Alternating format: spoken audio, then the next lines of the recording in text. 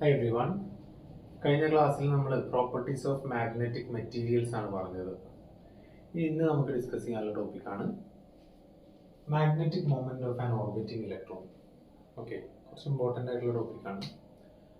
അപ്പോൾ ഇതിൻ്റെ ബേസിസിലാണ് നമ്മൾ പല മെറ്റീരിയൽസിനെയും ക്ലാസിഫൈ ചെയ്യുന്നത്. ഓക്കെ, അപ്പോൾ എങ്ങനെയെന്ന് ചോദിച്ചാൽ നമുക്കറിയാം, ഒരു ആറ്റം എന്ന് പറഞ്ഞാൽ അതിനകത്തൊരു ന്യൂക്ലിയസ് ഉണ്ട്. ന്യൂക്ലിയസിനകത്ത് പ്രോട്ടോണും ന്യൂട്രോണും ഉണ്ട്. പുറത്ത് ഇലക്ട്രോൺ റിവോൾവ് ചെയ്യുന്നുണ്ട് അല്ലേ. ഇലക്ട്രോൺ ഇങ്ങനെ റിവോൾവ് ചെയ്യാണ്. ആ റിവോൾവ് ചെയ്യുന്ന ഇലക്ട്രോൺ എന്ന് പറഞ്ഞാൽ ശരിക്കും ഒരു ചാർജ് പാർട്ടിക്കിൾ ഇൻ മോഷൻ ആണ് അല്ലേ. അപ്പോൾ ചാർജ് ഇങ്ങനെ കറങ്ങുകയാണ് അല്ലെങ്കിൽ ഒഴുകുകയാണ്. അപ്പോൾ ചാർജ് കറങ്ങുന്നത് അല്ലെങ്കിൽ ഇങ്ങനെ പോകുന്നത് നമുക്കൊരു കറണ്ട് ആയിട്ട് ഇമാജിൻ ചെയ്യാം. അതാണ് ഇതിന്റെ ബേസിക് പ്രിൻസിപ്പിൾ എന്ന് പറയുന്നത്. ഓക്കെ, അതുകൊണ്ടാണ് നമ്മൾ magnetic moment of an orbiting electron എന്ന് പറയുന്നത് അല്ലേ. അപ്പോൾ ജസ്റ്റ് ഇവിടെ ന്യൂക്ലിയസ് ഉണ്ടെന്ന് കരുതുക. ഇതിന് ചുറ്റും നമ്മൾ ഒരു ഇലക്ട്രോൺ ഇങ്ങനെ മോഷനിൽ കാണിച്ചാൽ അതിന് കറസ്പോണ്ട് ചെയ്തിട്ട് എന്തുണ്ടാവും? ഇലക്ട്രോണിക് മോഷൻ എന്ന് പറഞ്ഞാൽ അതിന് എന്തുണ്ടാവും? ഒരു കറണ്ട് അവിടെ ഉണ്ടാവും അല്ലേ. അപ്പോൾ ആ കറണ്ട് അല്ലെങ്കിൽ ആ കറണ്ടിന് എന്താണ് ചെയ്യാൻ പറ്റുക മെറ്റീരിയലിന്റെ പ്രോപ്പർട്ടീസിൽ എന്നുള്ള കാര്യങ്ങളാണ് നമ്മൾ പറയാൻ പോകുന്നത്. ഓക്കെ, അപ്പോൾ നമുക്ക് ഇത് വെച്ച് കഴിഞ്ഞാൽ ഇതിന് ഒരു കറണ്ട് ഉണ്ടെന്ന് പറഞ്ഞാൽ നമുക്ക് കറണ്ട് എന്ന് പറയുന്നത് equal to charge per unit ടൈമാണ്. ചാർജ് പെർ യൂണിറ്റ് ടൈമാണ് ആണല്ലോ. അപ്പൊ ഇവിടെ ഒഴുകുന്ന ആളെന്ന് പറഞ്ഞാലാണ് ഇലക്ട്രോൺ ആണ് അല്ലെ. നമുക്ക് എന്താ പറയാം? -E/T എന്ന് പറയാം. ഇലക്ട്രോണിന്റെ ചാർജ് ഇ ആണല്ലോ. ഞാൻ ആ നെഗറ്റീവും കൂടെ അവിടെ ഉൾപ്പെടുത്തി ഇപ്പൊ തന്നെ. ഓക്കെ, അത് കൊടുത്തു. ഇനി ടൈം എന്ന് പറഞ്ഞാൽ എന്താണ്? ഇവിടെ ടൈം എന്ന് പറഞ്ഞാൽ ഈ ഇലക്ട്രോണിന് ഈ പോയിന്റിൽ നിന്ന് ഇങ്ങനെ കറങ്ങി ഈ പോയിന്റിൽ എത്താനുള്ള സമയം അല്ലെ. ടൈം എന്ന് പറഞ്ഞാൽ നമുക്കറിയാം എന്താണ്? ഡിസ്റ്റൻസ് ബൈ വെലോസിറ്റി ആണ്. ഡിസ്റ്റൻസ് ബൈ വെലോസിറ്റി ആണ്. അങ്ങനെയാണെച്ചാൽ നമുക്ക് ഇതിനെ എങ്ങനെ പറയാം? Time equal to distance. ഇവിടെ എത്രയാണ്? ഈ ഒരു ഓർബിറ്റിന്റെ റേഡിയസ് r ആണെങ്കിൽ ഇതിന്റെ ഡിസ്റ്റൻസ് എത്രയാണ്? സർക്കംഫറൻസ് 2πr ആണ് അല്ലെ, ബൈ വെലോസിറ്റി എന്ന് പറയാൻ പറ്റും അല്ലെ. അങ്ങനെയാണെച്ചാൽ എനിക്ക് ഈ കറണ്ട് I ഈക്വൽ ടു ഇവിടെ കാണിച്ചില്ല current I equal to -E by time എന്ന് പറഞ്ഞതാണ് 2πr ബൈ v ആണ് അല്ലെ. അപ്പോൾ I equal to -EV by 2πr എന്ന് പറയാൻ പറ്റും അല്ലെ. ഇനി ഇതുമായി അസോസിയേറ്റ് ചെയ്ത മാഗ്നറ്റിക് മൊമെന്റ് എത്രയാണെന്ന് നോക്കാം അല്ലെ. ഒരു മാഗ്നറ്റുമായി ബന്ധപ്പെട്ട ഒരു ടേമാണ് മാഗ്നറ്റിക് മൊമെന്റ് എന്ന് പറഞ്ഞത് അല്ലെ. ഒരു ഡൈപോൾ, മാഗ്നറ്റിക് ഡൈപോളുമായി ബന്ധപ്പെട്ടതാണ് മാഗ്നറ്റിക് മൊമെന്റ് എന്ന് പറഞ്ഞത്. എന്താ ഡൈപോൾ എന്ന് പറഞ്ഞാൽ? ഒരു കറണ്ട് ക്യാരിങ് ലൂപ്പ് എന്ന് കരുതുക അല്ലെ. ഉദാഹരണത്തിന് ഇങ്ങനെ അല്ലെ, ഇതൊരു കറണ്ട് ക്യാരിങ് ലൂപ്പാണ്. ഇതിലൂടെ കറണ്ട് I പോകുന്നുണ്ട്. ഈ ലൂപ്പിന്റെ ഏരിയ A എന്ന് എഴുതാം. അങ്ങനെ വെച്ചാൽ മാഗ്നറ്റിക് മൊമെന്റ് എന്ന് പറഞ്ഞാൽ എന്താണ്? കറന്റ് ഇൻറ്റു ഏരിയ എന്നാണ് മാഗ്നറ്റിക് മൊമെന്റ് എന്ന് പറഞ്ഞാൽ അല്ലെ. കറന്റ് ഇൻറ്റു ഏരിയ അല്ലെ. ഇത് തന്നെ ഇലക്ട്രിക് ഡൈപോൾ ആണെങ്കിൽ, ഞാനിവിടെ ജസ്റ്റ് പറയണമെന്ന് തോന്നിയപ്പോൾ പറയാണ്, ഒരു നെഗറ്റീവ് ചാർജും ഒരു പോസിറ്റീവ് ചാർജും തമ്മിൽ സെപ്പറേറ്റ് ചെയ്ത് നിന്നാൽ ഇതിനെ നമുക്ക് എന്ത് പറയാം? ഇലക്ട്രിക് ഡൈപോൾ എന്ന് പറയാം അല്ലെ. ഇതിന്റെ ഫോർമുല എന്താണ്? ഇലക്ട്രിക് ഡൈപോളിന്റെ ഫോർമുല അതിനെ P കൊണ്ട് റെപ്രസെന്റ് ചെയ്യുക. ചാർജ് ഇൻറ്റു ഡിസ്റ്റൻസ് ആണ് അല്ലെ. ഇവിടെ ഡിസ്റ്റൻസ് ആണ് D. ഇവിടെ കറന്റ് ഇൻറ്റു ഏരിയ. കറന്റ് ആയി ഇവിടെ, അതിന് ഇവിടെ ചാർജ് ആയി, ഇവിടെ ഏരിയ ആയി, ഇവിടെ ഡിസ്റ്റൻസ് ആയി. ഇതാണ് ഇതിന്റെ. ഇനി ഈ ഇലക്ട്രിക് ഡൈപോളിന് ഇക്വലന്റ് ആയിട്ടുള്ള ഒരു സാധനമാണ് ബാർ മാഗ്നറ്റ് എന്ന് പറഞ്ഞാൽ. ഇവിടെ നോർത്ത് പോൾ, ഇവിടെ സൗത്ത് പോൾ അല്ലെ. ഡിസ്റ്റൻസ് എത്രയാണ്? 2L അല്ലെ. ഇങ്ങനെയും പറയാം അല്ലെ. അപ്പൊ ഇതിന് നമുക്ക് എങ്ങനെ പറയാം? മാഗ്നറ്റിക് മൊമെന്റ് ഈക്വൽ ടു ഇത് വേണ്ട, നമുക്ക് വെറുതെ വൈദ്യുതി പോകണ്ട, അങ്ങനെ വരും അല്ലെ. അപ്പൊ ഇത് ഇലക്ട്രിക് ഡൈപോൾ, ഇത് magnetic dipole. Magnetic dipole equivalent ആണ് ഒരു കറന്റ് ക്യാരിങ് ലൂപ്പ് അല്ലെ. അപ്പോൾ ഇങ്ങനെ കറണ്ട് ക്യാരി ചെയ്യുന്ന ഒരു ലൂപ്പ് ഉണ്ടെങ്കിൽ അതിന് നോർത്ത് പോൾ സൗത്ത് പോളും ഉണ്ട് അല്ലെ. ഇങ്ങനെ കറങ്ങുമ്പോൾ ഇവിടെ നോർത്തും ഉൾഭാഗം സൗത്തും ആയിട്ട് വരും അല്ലെ. അപ്പൊ അതൊരു മാഗ്നറ്റിന് ഇക്വലന്റ് ആണ്. അങ്ങനെ വരുന്ന മാഗ്നറ്റിക് മൊമെന്റ് എന്ന് പറഞ്ഞാൽ എന്താണ്? കറന്റ് ഇൻറ്റു ഏരിയ ആണ് അല്ലെ. കറന്റ് ഇൻറ്റു ഏരിയ അല്ലെ. ഇനി ഇവിടെ കറണ്ട് നമുക്ക് ഇവിടെ കിട്ടിയ എത്രയാണ്? -EV ബൈ 2πr ആണ്. ഇൻറ്റു ഏരിയ എന്ന് പറഞ്ഞതാണ് ഈ ലൂപ്പിന്റെ ഏരിയ. ഇവിടെ ഇതിന്റെ ഏരിയ എന്താണ്? πr² ആണ്. കാരണം ഇതിന്റെ റേഡിയസ് r ആണ്. അപ്പോൾ πr² അല്ലെ. അപ്പൊ ഈ പൈ വെട്ടിപ്പോവും, r² വെട്ടിപ്പോവും. അപ്പൊ ഇതൊരു magnetic moment equal to -EVr by 2 എന്ന് അല്ലെ. Magnetic moment equal to -EVr by 2 എന്ന് അല്ലെ. ഇത് എടുക്കട്ടെ. ഇനി നമുക്ക് അറിയാം ആംഗുലാർ മൊമെന്റ് നിങ്ങൾ പഠിച്ചിട്ടുണ്ട്. Angular momentum L equal to MVR എന്ന് പഠിച്ചിട്ടുണ്ട്. ആംഗുലാർ മൊമെന്റം അതും വരുന്നത് എങ്ങനെ നമുക്ക് ഓർമ്മ ഉണ്ടോ? നമുക്ക് ആംഗുലാർ മൊമെന്റം എന്ന് പറഞ്ഞാൽ ശരിക്കുള്ള ഫോർമുല എന്താണ്? ആർ ക്രോസ് പി ആണ് അല്ലെ. ആർ ക്രോസ് പി എന്ന് പറഞ്ഞാൽ എന്താണ്? ആർ പി സൈൻ തീറ്റ എന്നാണ് അല്ലെ. ഈ പി എന്ന് പറഞ്ഞാൽ എന്താണ്? മൊമെന്റം ആണ് അല്ലെ. അപ്പോൾ R into M V into sine theta, sine ഇവിടെ 90 വരിക അല്ലെ.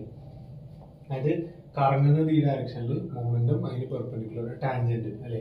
കറങ്ങുന്നത് ഇങ്ങനെ, അതിന്റെ ഒരു പർട്ടിക്കുലർ ഡയറക്ഷൻ എന്ന് പറഞ്ഞാൽ ഇങ്ങനെ അല്ലെ. റേഡിയസും ഇതും തമ്മിലുള്ള ആംഗിൾ 90 ഡിഗ്രിയാണ്. അതിനൊന്നും പ്രസക്തി ഇല്ല. അപ്പോൾ R into M into sine 90, sine 90 എന്ന് പറഞ്ഞാൽ 1 ആണ്. അപ്പോൾ എന്ത് വരും?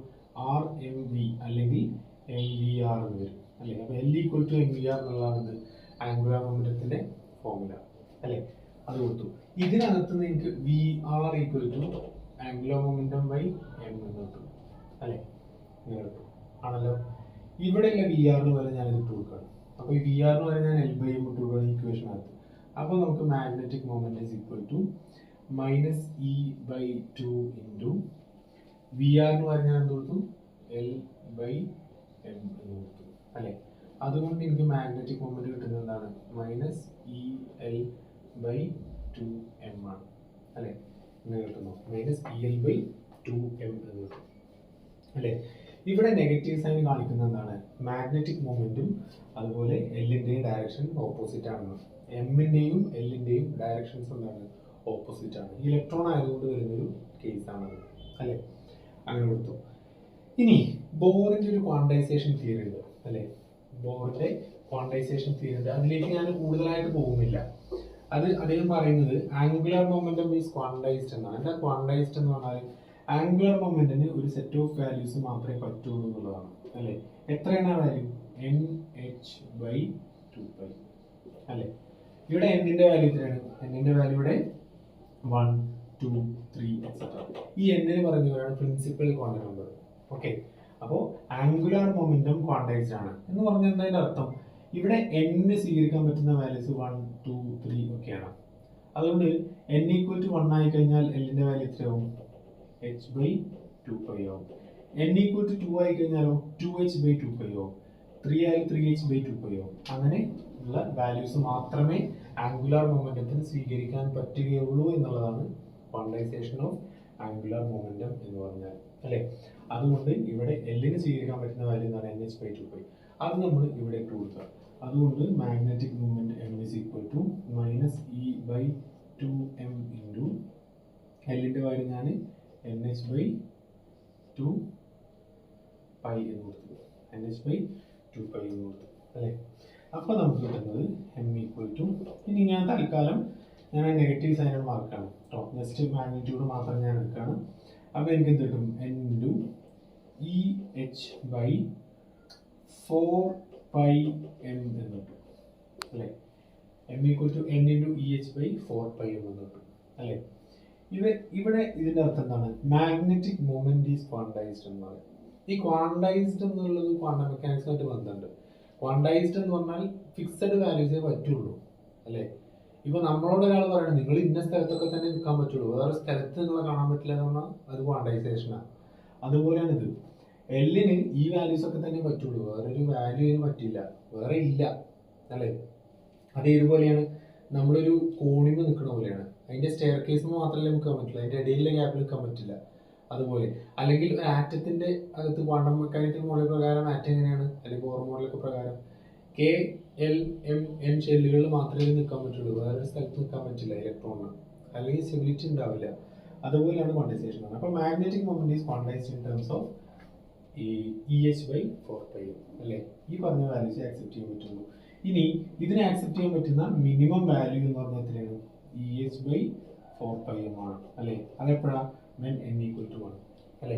n equal to 1 ആയി കഴിഞ്ഞാൽ മാഗ്നറ്റിക് മൊമെന്റ് കിട്ടാവുന്ന ഏറ്റവും ചെറിയ value E H by 4πm ആണ് അല്ലേ. അതിന് നമ്മൾ ബോർ മാഗ്നറ്റോൺ എന്ന് പറയും. എന്താ പറയാ? ബോർ മാഗ്നറ്റോൺ എന്ന് പറയും. ബോർ മോഡൽ ഇടില്ല, അതുപോലെ ബോർ മാഗ്നറ്റോൺ എന്ന് പറയും അല്ലേ. എന്താണ്? Minimum magnetic moment of an electron in an atom അല്ലേ. അതാണ് അതിന്റെ വാല്യൂ എത്രയാണ്? ബോർ മാഗ്നറ്റോണിന്റെ ഇന്റെ വാല്യൂ 1.6 × 10⁻⁹, എച്ചിന്റെ വാല്യൂ 6.26 × 10⁻34 4π എമ്മിൻ്റെ വാല്യൂ 9.1 × 10⁻31 ഒക്കെ കൂടെ കൂട്ടി കഴിഞ്ഞാൽ 9.27 × 10⁻24 ആംപിയർ മീറ്റർ സ്ക്വയർ എന്ന് കിട്ടും. ഇതാണ് എന്ത് ഇതിൻ്റെ വാല്യൂ എന്ന് പറഞ്ഞത്. ക്ലിയർ ആണല്ലോ. ഇനി നമുക്ക് ഡിസ്കസ് ചെയ്യാനുള്ളതാണ് ക്ലാസിഫിക്കേഷൻ ഓഫ് മാഗ്നറ്റിക് മെറ്റീരിയൽസ്. നമ്മൾ ഈ പറഞ്ഞതിൻ്റെ അടിസ്ഥാനത്തിൽ നമുക്ക് മെറ്റീരിയൽസിനെ മാഗ്നറ്റിക് പ്രോപ്പർട്ടീസിൻ്റെ അടിസ്ഥാനത്തിൽ എന്ത് ചെയ്യാം, നമുക്ക് ക്ലാസിഫൈ ചെയ്യാം. നിങ്ങൾ കേട്ടിട്ടുണ്ടാവും പാരാമാഗ്നറ്റ്സ്, ഡയാമാഗ്നറ്റ്സ്, ഫെറോമാഗ്നറ്റ്സ് ഒക്കെ എന്താണെന്നുള്ളതാണ്. ഇത് റിപ്പീറ്റഡ് ആയിട്ട് എക്സാമിന് ചോദിക്കാറുള്ളൊരു സെക്ഷനാണ്. ഓക്കെ, എന്താണ് ഇവർ തമ്മിലുള്ള ക്ലാസിഫിക്കേഷൻ, ഇവർ തമ്മിലുള്ള ഡിഫറൻസ് എന്നുള്ളത്, എന്താണ് ക്ലാസിഫിക്കേഷൻ, എന്താണ് ഇവർ തമ്മിലുള്ള ഡിഫറൻസ് എന്നുള്ളത് റിപ്പീറ്റഡ് ആയിട്ട് ചോദിക്കാറുള്ള ക്വസ്റ്റ്യനാണ്. അപ്പോൾ നമ്മളിപ്പോൾ പറഞ്ഞു എല്ലാ മാഗ്നറ്റിക് ഫിനോമിനൻസും ഉണ്ടാകുന്നത് ഈ പറഞ്ഞ ഇലക്ട്രോൺ ചാർജിന്റെ മോഷൻ കാരണമാണ്. ഇലക്ട്രോൺ എന്ന് പറഞ്ഞ ചാർജ് പാർട്ടിക്കിളിന്റെ മോഷൻ കാരണമാണ് എല്ലാ മാഗ്നറ്റിക് ഫിനോമിനൻസും ഉണ്ടാകുന്നത് എന്ന് പറഞ്ഞാൽ നമുക്കറിയാം. എല്ലാ മെറ്റീരിയൽസും തന്നെ ആറ്റം ഉണ്ട്. ആറ്റം എന്ന് പറഞ്ഞതിനകത്ത് ഇലക്ട്രോൺസ് ഉണ്ട്. ഈ ഇലക്ട്രോൺസ് എന്ത് ചെയ്യുന്നുണ്ട്, ന്യൂക്ലിയസിന് ചുറ്റും റിവോൾവ് ചെയ്യുന്നുണ്ട് അല്ലേ. ഇനി ഇലക്ട്രോണിന് തന്നെ രണ്ട് തരം മോഷൻ ഉണ്ട് അല്ലേ. ഒന്ന് ഓർബിറ്റൽ മോഷൻ എന്ന് പറഞ്ഞാൽ എന്താണ്, ചുറ്റുമുള്ള മോഷൻ. മറ്റൊന്ന് സ്പിൻ മോഷൻ, സ്വന്തം ആക്സിസിലുള്ള മോഷൻ അല്ലേ.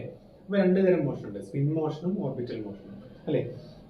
അതുകൊണ്ട് തന്നെ നമ്മളിപ്പോൾ തൊട്ട് മുമ്പ് പറഞ്ഞ എന്താണ്, ഒരു ഇലക്ട്രോണിന്റെ സർക്കുലാർ മോഷൻ കാരണം അതിനൊരു മാഗ്നറ്റിക് മൊമെന്റ് ഉണ്ട് എന്ന് പറഞ്ഞു അല്ലേ. അവിടെ ഒരു മാഗ്നറ്റിക് ഫീൽഡ് ഉണ്ട്, അതിനൊരു മാഗ്നറ്റിക് മൊമെന്റ് ഉണ്ട്, അതിന്റെ വാല്യൂ നമ്മളിപ്പോൾ ഒബ്റ്റെയിൻ ചെയ്തു, മിനിമം മാഗ്നറ്റിക് മൊമെന്റ് എത്രയാന്നൊക്കെ പറഞ്ഞു. അതുപോലെ ഇതിന് രണ്ട് മോഷൻ ഉണ്ട്. അതുകൊണ്ട് തന്നെ ഓർബിറ്റൽ മോഷൻ കാരണം ഒരു മാഗ്നറ്റിക് മൊമെന്റ് ഉണ്ട്, അതുപോലെ സ്പിൻ മോഷൻ കാരണം സ്വന്തം ആക്സിസിലുള്ള മോഷൻ കാരണവും ഒരു മാഗ്നറ്റിക് മൊമെന്റ് ഉണ്ട്. ഈ total magnetic moment of an electron എന്ന് പറഞ്ഞാൽ എന്താ വരിക, ഈ രണ്ടും കൂടെ കൂട്ടിയതാണ്.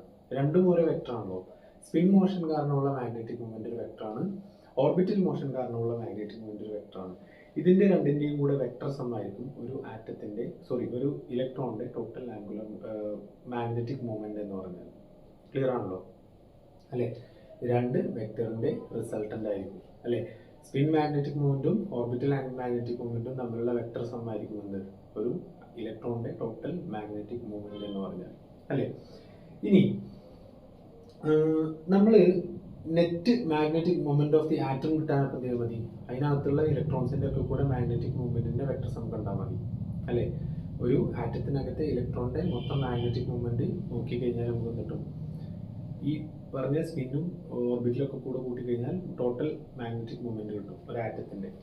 ഇനി സാധാരണ കണ്ടീഷനിൽ അല്ലെങ്കിൽ macroscopic purpose as a whole നമ്മൾ വലിയൊരു സ്കെയിലിൽ എടുക്കുകയാണ് വെച്ച് കഴിഞ്ഞാൽ എല്ലാ ആറ്റത്തിന്റെയും മാഗ്നറ്റിക് ഡൈപോൾ എന്ന് പറയുന്നത് റാൻഡം ആയിട്ട് അലൈൻ ചെയ്ത് നിൽക്കുന്നതുകൊണ്ട് അല്ലെ. ഓരോ ആളുകളും റാൻഡം ആയിട്ട് ഒരു ഓർഡർ ഒന്നും ഉണ്ടാവില്ല, ഡിസോർഡർ ആയിട്ട് അങ്ങോട്ടും ഇങ്ങോട്ടും റാൻഡം ആയിട്ട് അലൈൻ ചെയ്ത് നിൽക്കുന്നത് കൊണ്ട് നെറ്റ് മാഗ്നറ്റിക് ഡൈപോൾ മൊമെന്റ് എന്ന് പറഞ്ഞാൽ എത്രയായിരിക്കും, 0 ആയിരിക്കും അല്ലെ. മാക്രോസ്കോപ്പിക് സ്കെയിലിൽ നമ്മൾ വലിയ സ്കെയിൽ നോക്കിക്കഴിഞ്ഞാൽ എല്ലാ ആറ്റോമിക് മാഗ്നറ്റിക് ഡൈപോൾസും ഒരു സ്പെസിമെന്റിനകത്ത് ക്യാൻസൽ ഔട്ട് ആയിക്കാണ്ട് മാഗ്നറ്റിക് മൊമെന്റ്സ് ടോട്ടൽ 0 ആയി നിൽക്കും. കാരണം എന്താണ്, ഒരാൾ ഇങ്ങനെ ആയിരിക്കും, ഒരാൾ ഇങ്ങനെ ആയിരിക്കും, പല റാൻഡം ഓറിയന്റേഷൻ കാരണം 0 ആവും. എന്നാൽ നമ്മൾ എക്സ്റ്റേണലി ഒരു മാഗ്നറ്റിക് ഫീൽഡ് അപ്ലൈ ചെയ്ത് കഴിഞ്ഞാൽ എന്ത് ചെയ്യും, ഈ ടൈനി മാഗ്നറ്റിക് മൊമെന്റ്സ് അല്ലെങ്കിൽ ടൈനി മാഗ്നറ്റിക് ഫീൽഡ്സ് എന്ത് ചെയ്യും, നമ്മൾ അപ്ലൈ ചെയ്ത മാഗ്നറ്റിക് ഫീൽഡുമായിട്ട് ഇന്ററാക്ട് ചെയ്ത് അവർക്ക് പല പ്രോപ്പർട്ടീസും ഉണ്ടാവും അല്ലേ. അപ്പോൾ there will be a net alignment of the atomic magnetic dipoles അല്ലേ. അപ്പോൾ ഇതിനകത്ത് റാൻഡം ആയിട്ട് പല കോലത്തിൽ അലൈൻ ചെയ്ത് നിൽക്കുന്ന ടൈനി മാഗ്നറ്റിക് ഡൈപോൾസ് എന്ത് ചെയ്യും, പുറത്തുനിന്നുള്ളൊരു മാഗ്നറ്റിക് ഫീൽഡ് കൊടുക്കുമ്പോൾ അലൈൻ ചെയ്ത് ഓർഡറിൽ ഇങ്ങനെ നിൽക്കും.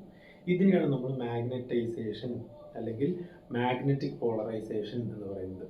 ക്ലിയർ ആണല്ലോ അല്ലെ. ഇതിനകത്തുള്ള ടൈനി കറന്റ് ലൂപ്പ് കാരണം ഇലക്ട്രോണിന്റെ മോഷൻ കാരണം പല രീതിയിലുള്ള മാഗ്നറ്റിക് മൂവ്മെന്റ്സ് ഉണ്ടാവും. അതൊക്കെ പല കോലത്തിൽ നിൽക്കുന്നതുകൊണ്ട് റാൻഡം ആയിട്ട് നിൽക്കുന്നതുകൊണ്ട് നെറ്റ് മാഗ്നറ്റിക് മൂവ്മെന്റ് 0 ആയിരിക്കും.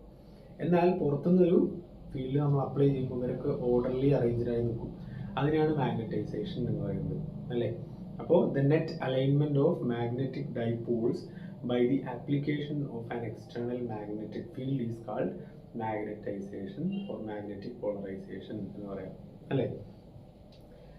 അത് ഇലക്ട്രിക് പോളറൈസേഷൻ എന്ന് പറഞ്ഞ സാധനമുണ്ട് അല്ലേ. ഇത് എന്താ പറയുക, ഇലക്ട്രിക് പോളറൈസേഷൻ എന്ന് പറഞ്ഞാൽ ഇപ്പം ഞാൻ നേരത്തെ പറഞ്ഞു ഇലക്ട്രിക് ഡൈപോൾസ് എന്താണ് അല്ലെ. ഇവിടെ ഒരു മൈനസും ക്യൂവും അതുപോലെ ഇവിടെ ഒരു പ്ലസ് ക്യൂവും തമ്മിലൊരു ഡിസ്റ്റൻസ്, ചെറിയ ഡിസ്റ്റൻസ് ഇങ്ങനെ അറേഞ്ച് ചെയ്ത് നിൽക്കുകയെന്ന് വെച്ചാൽ എന്താണ്, ഇതിനാണ് ഡൈപോൾ എന്ന് പറയാം. ഇതും ഇതുപോലൊരു മെറ്റീരിയലിനകത്ത് പല ഡൈപോൾസ് റാൻഡം ആയിട്ട് ഇങ്ങനെ അലൈൻ ചെയ്ത് നിൽക്കുന്നുണ്ടാവും അല്ലെ. ഇവിടെ മൈനസ്, ഇവിടെ പ്ലസ്, ഇവിടെ മൈനസ് പ്ലസ്, ഇവിടെ പ്ലസ്, ഇവിടെ മൈനസ്, ഇവിടെ മൈനസ്, ഇവിടെ പ്ലസ് എന്നിട്ട് റാൻഡം ആയിട്ട് നിൽക്കുന്നുണ്ടാവും. ഇനി പുറത്തുനിന്ന് നമ്മൾ ഇലക്ട്രിക് ഫീൽഡ് കൊടുത്താൽ എന്ത് ചെയ്യും? ഒക്കെ ഇങ്ങനെ അലൈൻ ചെയ്ത് നിൽക്കും അല്ലെ, ഒക്കെ ഓർഡറിലായിട്ട് അറേഞ്ച് ചെയ്ത് നിൽക്കും അല്ലെ. ഇവിടെ minus plus, minus plus, minus plus, അങ്ങനെ ഒരു പർട്ടിക്കുലർ ഓർഡറിൽ നിൽക്കും അല്ലെ. ഇതിനാണ് ഇലക്ട്രിക് പോളറൈസേഷൻ എന്ന് പറയുന്നത് അല്ലെ. അപ്പൊ ഈ കേസിൽ ഇലക്ട്രിക് ഫീൽഡ് എങ്ങോട്ടാണ് കൊടുത്തിട്ടുള്ളത്? ഇങ്ങോട്ടാണ് അല്ലെ അല്ലെ. ഇനി മാഗ്നറ്റിന്റെ കേസിൽ ഇതേ ഡയഗ്രം നമ്മൾ എങ്ങനെ എടുക്കുക? ഇവിടെ ഇപ്പം ഇങ്ങനെ ഒരു ലൂപ്പ് ഉണ്ടെന്ന് എഴുതുക. അപ്പൊ മാഗ്നറ്റിക് മൊമെന്റ് എങ്ങനെ? ഇങ്ങനെ. അതേസമയം വേറെ ലൂപ്പ് ഇങ്ങനെയാണ്. അപ്പൊ മാഗ്നറ്റിക് മൊമെന്റ് എങ്ങനെ? ഇങ്ങനെ അല്ലെ. മറ്റൊന്ന് ഇങ്ങനെ വന്നിട്ടുണ്ട്, അതിന്റെ മാഗ്നറ്റിക് മൊമെന്റ് ഇങ്ങനെ. അപ്പൊ ഓരോന്നും ഓരോ കോലത്തിൽ അറേഞ്ച് ചെയ്തിട്ടില്ലേ. ഇതൊക്കെയാണ് ചെറിയ dipole moments, magnetic dipole moments. ഇനി നമ്മളൊരു മാഗ്നറ്റിക് ഫീൽഡ് അപ്ലൈ ചെയ്ത് കഴിഞ്ഞാൽ എന്ത് ചെയ്യും? ഇവര് അലൈൻ ചെയ്ത് നിൽക്കും, ഒരു പർട്ടിക്കുലർ ഡയറക്ഷനിൽ ഇങ്ങനെ അലൈൻ ചെയ്ത് നിൽക്കും. ഇവിടെ നമ്മൾ ഇലക്ട്രിക് ഫീൽഡ് അപ്ലൈ ചെയ്ത് കഴിഞ്ഞാൽ എല്ലാ പോസിറ്റീവും അങ്ങോട്ടും എല്ലാ നെഗറ്റീവും ഇങ്ങോട്ടും ആയി. പക്ഷെ മാഗ്നറ്റിക് ഫീൽഡ് അപ്ലൈ ചെയ്ത് കഴിഞ്ഞാൽ അങ്ങനെ തന്നെ ആയിക്കോണമെന്നില്ല. ഓരോ മെറ്റീരിയലിനനുസരിച്ച് ചിലപ്പോൾ അതെല്ലാം അങ്ങോട്ട് നിൽക്കും, ചിലപ്പോൾ അതൊക്കെ ഇങ്ങോട്ട് നിൽക്കും അല്ലേ. അപ്പോൾ ഇലക്ട്രിക് പോളറൈസേഷന് വിഭിന്നമായിട്ട് മാഗ്നറ്റിക് പോളറൈസേഷൻ എന്ന് പറഞ്ഞാൽ it may depend on the direction of magnetic field or may not depend on the direction of magnetic field. അപ്പോൾ ഇലക്ട്രിക് പോളറൈസേഷൻ എന്ന് പറഞ്ഞാൽ ഇലക്ട്രിക് ഫീൽഡ് എങ്ങോട്ടാണോ അതിന്റെ അതേ ഡയറക്ഷനിലായിരിക്കും പോസിറ്റീവ് ഒക്കെ പോവുക, അതിന്റെ ഓപ്പോസിറ്റ് ആയിരിക്കും നെഗറ്റീവ് ഒക്കെ പോവുക. പക്ഷെ മാഗ്നറ്റിക് പോളറൈസേഷൻ എന്താണ്? ഇറ്റ് ഈസ് വേരിയിങ് അല്ലേ. അപ്പോൾ unlike electric polarisation, some materials acquire magnetization in parallel to the direction of external magnetic field or opposite to the direction of external magnetic field. അപ്പോൾ ഞാൻ വിശദമായിട്ട് പറഞ്ഞുതരാം. ഒരു മാഗ്നറ്റിക് ഫീൽഡ് ഇപ്പോൾ നമ്മൾ അങ്ങോട്ട് കൊടുത്തു അല്ലേ. അപ്പോൾ ഇവരൊക്കെ അതിന് പാരലൽ അലൈൻ ചെയ്ത് നിന്നേക്കാം അല്ലേ, അതിന് പാരലൽ ആയിട്ട് അലൈൻ ചെയ്ത് നിന്നേക്കാം ഡൈപോൾസ് ഒക്കെ. ഞാനൊരു മാഗ്നറ്റിക് ഫീൽഡ് ആ ഡയറക്ഷനിൽ കൊടുത്തപ്പോൾ എല്ലാ മാഗ്നറ്റിക് ഡൈപോൾസും അതേ ഡയറക്ഷനിൽ പാരലൽ ആയിട്ട് നിന്ന് കഴിഞ്ഞാൽ അതിന് നമ്മൾ പാരാമാഗ്നറ്റ്സ് എന്ന് പറയും. ഓക്കെ. എന്നാൽ ചില മെറ്റീരിയൽസ് നമ്മൾ അങ്ങോട്ട് ഫീൽഡ് കൊടുത്താൽ ഇങ്ങോട്ട് അലൈൻ ചെയ്ത് നിൽക്കും, opposite to the direction of magnetic field. അതിന് നമ്മൾ ഡയാമാഗ്നറ്റ്സ് എന്ന് പറയും. എന്നാൽ ചില മെറ്റീരിയൽസ് നമ്മൾ ഈ ഫീൽഡ് അപ്ലൈ ചെയ്തിട്ട് ഫീൽഡ് എടുത്തു കഴിഞ്ഞാൽ പിന്നെയും അവിടെ മാഗ്നറ്റിക് പ്രോപ്പർട്ടി റിട്ടൈൻ ചെയ്യും, അതിന് നമ്മൾ ഫെറോ മാഗ്നറ്റ്സ് എന്ന് പറയും. ഇത് ഭയങ്കര ഇമ്പോർട്ടൻ്റ് ആണ് ഇവർ തമ്മിലുള്ള ക്ലാസിഫിക്കേഷൻ എന്ന് പറഞ്ഞാൽ അല്ലെ. ചില മെറ്റീരിയൽസിനകത്ത് magnetization is parallel to the direction of external magnetic field. External magnetic ഫീൽഡിന്റെ അതേ ഡയറക്ഷനിലാണ് നമ്മുടെ മാഗ്നറ്റൈസേഷൻ സംഭവിക്കുന്നതെങ്കിൽ അത് നമ്മൾ പാരാമാഗ്നറ്റ്സ് എന്ന് പറയും. അല്ല ഓപ്പോസിറ്റ് ആണെങ്കിൽ അതിന് നമ്മൾ ഡയാമാഗ്നറ്റ്സ് എന്ന് പറയും അല്ലെ. അല്ല ചില സബ്സ്റ്റൻസിൽ നമ്മൾ ഇത് റിമൂവ് ചെയ്ത് കഴിഞ്ഞാലും, എക്സ്റ്റേണൽ മാഗ്നറ്റിക് ഫീൽഡ് റിമൂവ് ചെയ്ത് കഴിഞ്ഞാലും അവിടെ മാഗ്നറ്റൈസേഷൻ റീറ്റെയിൻ ചെയ്യും, അതിനെ നമ്മൾ ഫെറോ മാഗ്നറ്റ്സ് എന്ന് പറയും അല്ലെ. അതുകൊണ്ട് ഇനി നമുക്ക് ഇവരെ 3 പേരെയും വിശദമായിട്ട് പഠിക്കണം. ഇതും ഭയങ്കര ഇമ്പോർട്ടൻ്റ് ആണ് അല്ലെ. ഡയാമാഗ്നറ്റിസം, അതുപോലെ പാരാമാഗ്നറ്റിസം, പിന്നെ ഫെറോ മാഗ്നറ്റിസം. ആദ്യം എന്താണ് ഡയാമാഗ്നറ്റിസം എന്നുള്ളത്? എന്താ ഡയാമാഗ്നറ്റിസം എന്ന് പറഞ്ഞാൽ the materials which are weakly magnetized in a direction opposite to the direction of applied magnetic field അല്ലേ. അപ്പോൾ ഞാനിപ്പോൾ നേരത്തെ കാണിച്ച ചിത്രപ്രകാരം നമ്മൾ എങ്ങോട്ടാണോ ഫീൽഡ് കൊടുക്കണേ അതിൻ്റെ ഓപ്പോസിറ്റ് ആയിട്ട് മാഗ്നറ്റൈസേഷൻ സംഭവിച്ചു കഴിഞ്ഞാൽ അത്തരം മെറ്റീരിയൽസിനെ നമുക്ക് ഡയാമാഗ്നറ്റിക് മെറ്റീരിയൽസ് എന്ന് പറയാം. എത്തരം മാഗ്നറ്റൈസേഷൻ നടക്കുന്നത്? Weekly magnetised.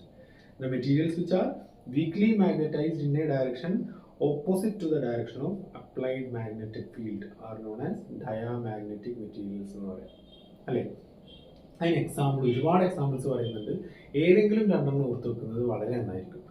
Gold, silver, copper, zinc, lead, bismuth, mercury, diamond, marble, glass, silicon, quartz, water, alcohol, air, helium, argon, hydrogen, nitrogen, അതുപോലെ സോഡിയം ക്ലോറൈഡ് പോലുള്ള സാൾട്സ് ഒക്കെ എന്താണ്? ഇതിന് ഉദാഹരണങ്ങളാണ്. ഓക്കെ. അപ്പോൾ വൃത്തിയായിട്ട് പഠിക്കാൻ വേണ്ടിയിട്ടാണ് ഞാൻ എല്ലാം പേരെടുത്ത് പറഞ്ഞത്. അതിന് ഏതെങ്കിലും 2 ഓർത്ത് വെക്കുന്നത് നന്നായിരിക്കും കേട്ടോ. പറഞ്ഞ ഡയാമാഗ്നറ്റ്സ്. ഇനി ഇതിന്റെ ഇലക്ട്രോൺ തിയറി ഭയങ്കര ഇമ്പോർട്ടൻ്റ് ആണ്. ഇതാണ് ഇലക്ട്രോൺ തിയറി ഓഫ് ഡയാമാഗ്നറ്റിസം അല്ലെ. Electron theory of diamagnetism. എന്താ ഇലക്ട്രോൺ തിയറി എന്ന് പറഞ്ഞാൽ നമ്മൾ പറഞ്ഞ മെറ്റീരിയൽസിനകത്ത് ആറ്റം ഉണ്ട്, ആറ്റത്തിനകത്ത് ന്യൂക്ലിയസും അതിന് പുറത്ത് ഇലക്ട്രോൺസ് റിവോൾവ് ചെയ്യുന്നുണ്ട് പറഞ്ഞു. ആ റിവോൾവ് ചെയ്യുന്ന ഇലക്ട്രോൺസിന്റെ ഒരു പ്രോപ്പർട്ടിക്ക് അനുസരിച്ചാണ് നമ്മൾ ഡയാമാഗ്നറ്റിസം എക്സ്പ്ലെയിൻ ചെയ്യുന്നത്. അതിനെയാണ് നമ്മൾ ഇലക്ട്രോൺ തിയറി ഓഫ് ഡയാമാഗ്നറ്റിസം എന്ന് പറയുന്നത്. എന്താ അതിൽ പറയുന്നത്? ഒരു ഡയാമാഗ്നറ്റിക് മെറ്റീരിയൽ ആണ് വെച്ചാൽ ഇപ്പം മേൽ പറഞ്ഞ ഉദാഹരണങ്ങൾ പറഞ്ഞല്ലോ, അതിൽപ്പെട്ട ഏതെങ്കിലും ഒരു മെറ്റീരിയൽ ആണെങ്കിൽ electrons in atoms are considered to exist in pairs. Pair ആയിട്ടാണ് അവർ എക്സിസ്റ്റ് ചെയ്യുക. With orbital motion in opposite direction. എന്താ orbital motion in opposite direction എന്ന് പറഞ്ഞാൽ അത്തരം മെറ്റീരിയൽസിനകത്ത് ഇപ്പോൾ ഇത് ന്യൂക്ലിയസ് ആണ് എഴുതുക അല്ലെ, ഇത് ന്യൂക്ലിയസ് ആണ്, ഇത് ഇതിനകത്ത് 2 ഇലക്ട്രോൺസ് ഉണ്ട് എഴുതുക. പെയർ ആയിട്ടേ അവർ ഉണ്ടാവുള്ളൂ. ഇലക്ട്രോൺസ് എപ്പോഴും പെയർ ആയിട്ട് ഉണ്ടാവുക. ഒരാൾ ഇങ്ങോട്ടാണ് റൊട്ടേറ്റ് ചെയ്യുന്നതെങ്കിൽ ഒരാൾ ഇങ്ങോട്ടാണ് റൊട്ടേറ്റ് ചെയ്യുക അല്ലെ, അതാണ് അതിന്റെ പ്രത്യേകത. ഒരു ഇലക്ട്രോൺ ഇങ്ങനെ അടിച്ചാൽ ഒരു ഇലക്ട്രോൺ ഇങ്ങനെ അടിച്ചാൽ ഒരു ഇലക്ട്രോൺ ഇങ്ങനെ അല്ലെ, അതാ പറഞ്ഞത് electrons exist in pairs with orbital motion in opposite direction. ഒരാൾ ഇങ്ങനെ അടിച്ചാൽ ഒരാൾ അതിന്റെ ഓപ്പോസിറ്റ്, അങ്ങനെയാണ് അവർക്ക് ഉണ്ടാവുക. ഇനി എന്താ സംഭവിക്കുക? The net magnetic moment in this case is 0. അപ്പോൾ ഒരാൾ ഇങ്ങോട്ടും അടിച്ചാൽ ഒരാൾ ഇങ്ങോട്ട് അടിച്ചാൽ അയാളുടെ മാഗ്നറ്റിക് മൊമെന്റ് അങ്ങോട്ടായിരിക്കും, മറ്റേ ആൾ ഇങ്ങോട്ടായതുകൊണ്ട് അയാളുടെ മാഗ്നറ്റിക് മൊമെന്റ് ഇങ്ങോട്ടും ആയിരിക്കും. അപ്പോൾ equal and opposite magnetic moment വന്നതുകൊണ്ട് അവരുടെ നെറ്റ് മാഗ്നറ്റിക് മൊമെന്റ് എന്താണ്? 0 ആണ് അല്ലെ. ഇനി the centripetal force required for orbital motion is provided by the electrostatic force of attraction by the positive nucleus. ഇവർക്ക് ഇങ്ങനെ റൊട്ടേറ്റ് ചെയ്യാനുള്ള അല്ലെങ്കിൽ മറ്റേ ആൾക്ക് ഇങ്ങനെ റൊട്ടേറ്റ് ചെയ്യാനുള്ള സെൻട്രിപിറ്റൽ ഫോഴ്സ് കൊടുക്കുന്നത് ആരാണ്? ന്യൂക്ലിയസ് പോസിറ്റീവ് ആണല്ലോ, അയാളുടെ പോസിറ്റീവ് അട്രാക്ഷൻ ആണ്, അല്ലെങ്കിൽ ഇലക്ട്രോസ്റ്റാറ്റിക് ഫോഴ്സ് ഓഫ് അട്രാക്ഷൻ അല്ലെങ്കിൽ കൂളംബിക് അട്രാക്ഷൻ ആണ് ഈ പറഞ്ഞ സെൻട്രിപിറ്റൽ ഫോഴ്സ് അവർക്ക് കൊടുക്കുന്നത്. ഇങ്ങനെ കറങ്ങാനുള്ള ആ ഒരു ഊർജ്ജം, ആ ഒരു ഫോഴ്സ് അവർക്ക് കൊടുക്കുന്നത് അല്ലെ. ഇനി ഇങ്ങനെ നിൽക്കുന്ന ഒരാളിൽ നമ്മളൊരു എക്സ്റ്റേണൽ മാഗ്നറ്റിക് ഫീൽഡ് കൊടുത്തു കരുതുക. If we apply an external magnetic field B, അങ്ങനെ കൊടുത്തു കഴിഞ്ഞാൽ an additional force card Lawrence magnetic force act on each electron അല്ലെ. അപ്പോൾ നമ്മൾ എക്സ്റ്റേണൽ മാഗ്നറ്റിക് ഫീൽഡ് കൊടുത്താൽ എന്താണ് ഇപ്പോൾ സംഭവിക്കുക? ഈ charge particle is moving in A magnetic field. ഒരു മാഗ്നറ്റിക് ഫീൽഡിലാണ് ഇപ്പോൾ എന്ത് ചെയ്യുന്നത്? നമ്മുടെ ഇലക്ട്രോൺസ് മൂവ് ചെയ്യുന്നത്, ഒരാളിങ്ങോട്ടും ഒരാളിങ്ങോട്ടും. അപ്പോൾ അവർക്ക് ഒരു എക്സ്ട്രാ ഫോഴ്സ് കിട്ടും, ലോറൻസ് മാഗ്നറ്റിക് ഫോഴ്സ് അവർക്ക് കിട്ടും അല്ലേ. In a direction perpendicular to the velocity. അപ്പോൾ ഇങ്ങനെയാണ് റൊട്ടേറ്റ് ചെയ്യുന്നതെങ്കിൽ അതിന് പെർപെൻഡിക്കുലർ ആയിട്ടാണ് നമ്മൾ എന്ത് ചെയ്യുന്നത്? മാഗ്നറ്റിക് ഫീൽഡ് അപ്ലൈ ചെയ്യുന്നത്. അപ്പോൾ അവർക്ക് രണ്ടുപേർക്കും പെർപെൻഡിക്കുലർ ആയിട്ടുള്ള ഒരു ലോറൻസ് ഫോഴ്സ് കിട്ടുന്നു അല്ലേ. ഇനി 2 ഇലക്ട്രോൺസും ഓപ്പോസിറ്റ് ആയതുകൊണ്ട് അവരുടെ മാഗ്നറ്റിക് ഫോഴ്സ് എന്ന് പറയുന്നത് ഈക്വൽ ആൻഡ് ഓപ്പോസിറ്റ് ആയിരിക്കും അല്ലെ. ഒരാളുടെ ഫോഴ്സ് അങ്ങോട്ടാണെങ്കിൽ ഒരാളുടെ ഫോഴ്സ് ഇങ്ങോട്ടായിരിക്കും, ഈക്വലും ഓപ്പോസിറ്റും ആയിരിക്കും. ഇനി എന്താ സംഭവിക്കുക? അതിനകത്ത് ഒരു ഇലക്ട്രോണിന് ഫോഴ്സ് അനുകൂലമായിരിക്കും, അയാൾ കറങ്ങുന്ന അതേ ഡയറക്ഷനിലായിരിക്കും. എന്നാൽ മറ്റേ ഇലക്ട്രോണിന് ഈ ഫോഴ്സ് അതിന്റെ ഓപ്പോസിറ്റ് ഡയറക്ഷനിലായിരിക്കും. അതുകൊണ്ട് ഇതിൽ ഒരാൾക്ക് ഫോഴ്സ് കൂടുതലായിട്ട് കിട്ടും, സെൻട്രിപിറ്റൽ ഫോഴ്സ് കൂടുതലായിട്ട് കിട്ടും. അതുകൊണ്ട് അയാൾ സ്പീഡിൽ കറങ്ങും. മറ്റേ ആൾക്ക് ഓപ്പോസിറ്റ് ആയതുകൊണ്ട് ഓപ്പോസിറ്റ് ഫോഴ്സ് കിട്ടിയതുകൊണ്ട് അയാൾ കുറച്ച് സ്ലോ ആയിട്ട് കറങ്ങും. അപ്പോൾ അവരുടെ സ്പീഡ് മാറും. മനസ്സിലായോ? കൃത്യമായിട്ട് മനസ്സിലാക്കുക. മാഗ്നറ്റിക് ഫീൽഡ് ഇല്ലാത്തപ്പോൾ ഈക്വൽ ആൻഡ് ഓപ്പോസിറ്റ് ആയിട്ട് ഒരാൾ ഇങ്ങോട്ടും അതേ സ്പീഡിൽ മറ്റൊരാൾ ഇങ്ങോട്ടും ഇറങ്ങിയിരുന്നത്. അപ്പോൾ അവരുടെ മാഗ്നറ്റിക് മൊമെന്റ്സ് ഒക്കെ ക്യാൻസൽ ആയി പോയല്ലോ. ഇനി നമ്മൾ മാഗ്നറ്റിക് ഫീൽഡ് കൊടുത്തപ്പോൾ ഫീൽഡ് പെർപെൻഡിക്കുലർ ആയിട്ട് കൊടുത്തേ, അതുകൊണ്ട് അവർക്ക് ഒരു ലോറൻസ് ഫോഴ്സ് കിട്ടും. ഈ ലോറൻസ് ഫോഴ്സ് ഈക്വലും ഓപ്പോസിറ്റും ആയിരിക്കും. ഒരാൾക്ക് ആ ഫോഴ്സ് അയാളുടെ സ്പീഡ് കൂട്ടും, അതേസമയം മറ്റേ ആൾക്ക് അതിന്റെ ഫോഴ്സിന്റെ ആ സ്പീഡ് കുറക്കും അല്ലേ. അതുകൊണ്ട് ഒരാളുടെ സ്പീഡ് കൂടുകയും അതുകൊണ്ട് അയാളുടെ മാഗ്നറ്റിക് മൊമെന്റ് കൂടുകയും മറ്റേ സ്പീഡ് കുറയ്ക്കുകയും അതുകൊണ്ട് അയാളുടെ മാഗ്നറ്റിക് മൊമെന്റ് കുറയ്ക്കുകയും ചെയ്യും അല്ലേ. അപ്പോൾ ഒന്ന് കൂടി ഒന്ന് കുറഞ്ഞു, നേരത്തെ ഉണ്ടായിരുന്ന ഈക്വാലിറ്റി അവിടെ നഷ്ടപ്പെട്ടു അല്ലേ. അങ്ങനെ സംഭവിക്കുന്നു അല്ലേ. അപ്പോൾ for 1 electron the electrostatic force get added to the electrostatic force അല്ലേ. Sorry, for 1 electron the force gets added to the electrostatic force and the centripetal force of that electron increases അല്ലേ. അങ്ങനെ ഓർബിറ്റൽ വെലോസിറ്റി കൂടും, മറ്റേ ആൾക്ക് കുറയ്ക്കുകയും ചെയ്യും അല്ലേ. Thus the magnetic moment of the 2 electrons are no unequal. അങ്ങനെ വരുമ്പോൾ അവരുടെ മാഗ്നറ്റിക് മൊമെന്റ്സ് അൺഈക്വൽ ആവും. ഒരാൾക്ക് കൂടുകയും ഒരാളുടെ കറക്കത്തിന്റെ സ്പീഡ് കൂടുകയും ഒരാൾക്ക് കുറയുകയും ചെയ്യുമ്പോൾ അവരുടെ മാഗ്നറ്റിക് മൊമെന്റ്സ് എന്താവും? മാറും. കാരണം അത് വെലോസിറ്റി ഡിപ്പെൻഡ് ചെയ്യുന്ന നമ്മൾ നേരത്തെ പറഞ്ഞു, അത് മാറുന്നു. അങ്ങനെ ഒരു നെറ്റ് മാഗ്നറ്റിക് മൊമെന്റ് അവിടെ ഉണ്ടാവുന്നു അല്ലേ. ആ net magnetic moment will be in a direction opposite to the direction of the applied magnetic field.